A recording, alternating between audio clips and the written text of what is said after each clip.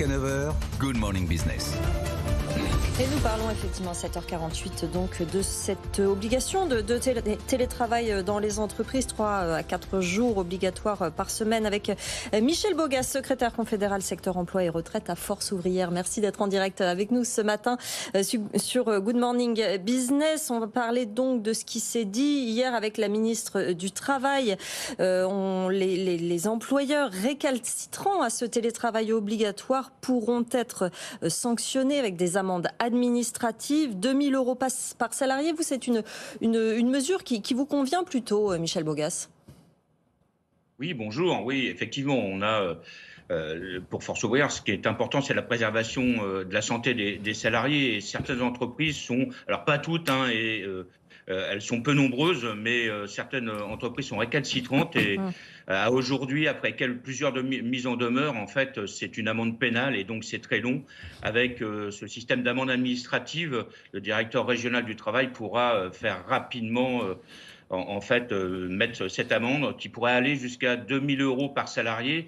Alors plafonné en fonction de salarié jusqu'à 500 000 €, mais c'est des sommes, nous semble-t-il, dissuasives pour que ces entreprises récalcitrantes puissent mettre et quand c'est possible, leurs salariés en télétravail. Mais est-ce que c'est pas beaucoup de bruit pour rien, dans la mesure où entre le constat de l'infraction, la mise en place au mois de janvier sur une durée assez limitée, est-ce qu'au final, ça va réellement être appliqué, ces sanctions ?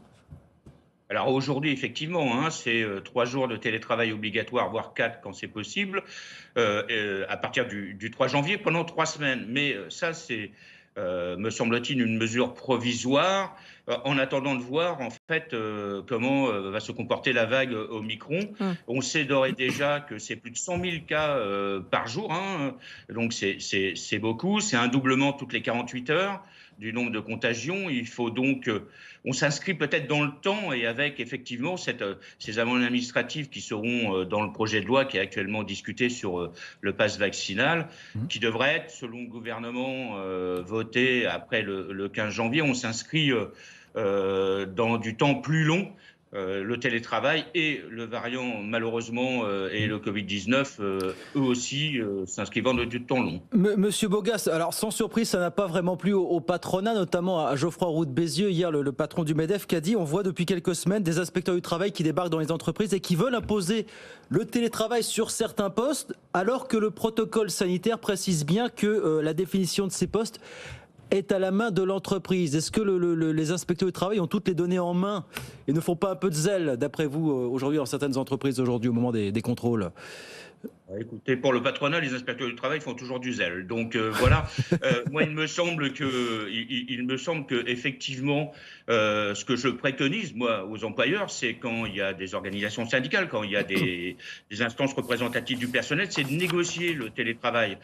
À partir du moment où vous avez un accord entre les représentants du personnel et l'employeur, il me semble que l'inspecteur du travail se conforme en fait à l'accord qui a été signé dans l'entreprise. Nous avions à l'époque, nous avons signé l'accord interprofessionnel. J'encourage les entreprises à négocier sur le télétravail, même si le télétravail qui est proposé aujourd'hui il ressemble plutôt à un télétravail de crise, sur un temps plus court que du télétravail normal. Y a-t-il de toute façon assez d'inspecteurs du travail en France ? On sait que c'est aussi le problème, Monsieur Bogas, pour aller faire, je dirais pas la police, mais aller faire les contrôles qui s'imposent dans les entreprises aujourd'hui en France.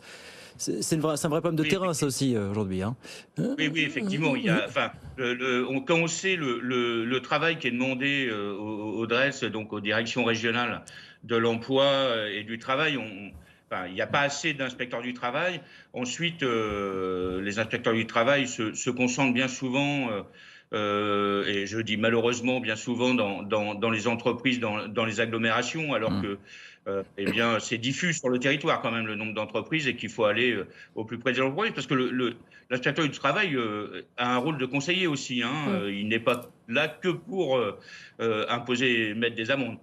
Le pass vaccinal est également en train d'être mis en place. A priori, s'il est voté, ce sera autour du 15 janvier. Est-ce que c'est définitivement abandonné en entreprise ou la discussion est encore en cours avec le ministère ? Alors, le pass vaccinal sera obligatoire pour un certain nombre de salariés, ceux pour qui, aujourd'hui, le pass sanitaire est déjà obligatoire pour pouvoir travailler. C'est à peu près 2 millions de salariés. La ministre nous a garanti que le pass sanitaire pour l'ensemble des salariés pour pouvoir travailler n'était pas dans le projet de loi. C'est vrai, puisque nous avons pu le constater. Nous l'avons alerté parce que certains députés voudraient le faire revenir par amendement. La ministre nous a dit qu'elle serait attentive. J'espère qu'effectivement, elle tiendra parole. Il n'y a pas de raison. Jusqu'à présent, elle a plutôt souvent tenu parole. Donc voilà, on ne devrait pas avoir un pass sanitaire obligatoire dans les entreprises. Néanmoins, ça concerne quand même 2 millions de salariés. Si ce n'est pas par cette voie-là, comment on les convainc de se faire vacciner pour les plus récalcitrants ? Eh bien, écoutez, comme je l'ai dit, il y a le télétravail pour protéger les salariés. C'est à peu près 15%. Toute l'activité n'est pas télétravaillable. Et pour tous les autres, donc pour près de 80% des salariés, il faut effectivement les convaincre que la vaccination permet de, même si elle n'empêche pas la maladie, permet quand même d'être moins malade et de ne pas aller engorger les services d'urgence dans les hôpitaux, les protège eux et leurs familles. Et nous avions soumis une idée à la ministre, c'est-à-dire c'est d'écrire à l'ensemble des salariés pour les convaincre, les informer. Convaincre plutôt que contraindre, nous disons à Force Ouvrière, pour que ceux-ci puissent aller librement se faire vacciner et comprendre les bienfaits de la vaccination pour pouvoir continuer à vivre en société et pour pouvoir continuer à travailler ensemble. La pédagogie donc, plutôt que la contrainte. Merci beaucoup Michel Bogas, secrétaire confédéral secteur emploi et retraite à Force Ouvrière, d'avoir été en direct avec nous ce matin.